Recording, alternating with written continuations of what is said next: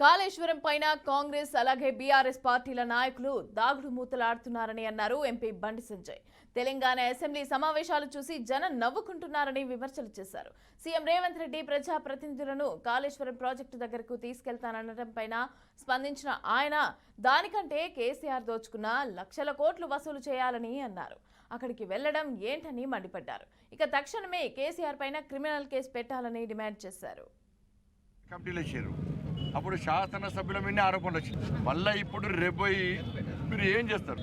ఈ ప్రభుత్వానికి 1,00,000 కోట్ల ప్రజాధనాన్ని దుర్వినియోగం చేసినటువంటి ప్రభుత్వం బీఆర్ఎస్ పార్టీ ప్రభుత్వం.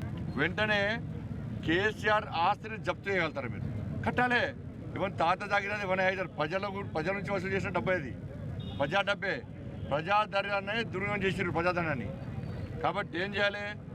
కేసీఆర్ ఆస్తిని జప్తు చేయాలి. మొత్తం కేసీఆర్ ఆస్తులను స్వాధీనం చేసుకొని కేసీఆర్ కుటుంబం నుంచే ఈ 1,00,000 కోట్లు వసూలు చేయాలి. పక్క వసూలు చేయాలి.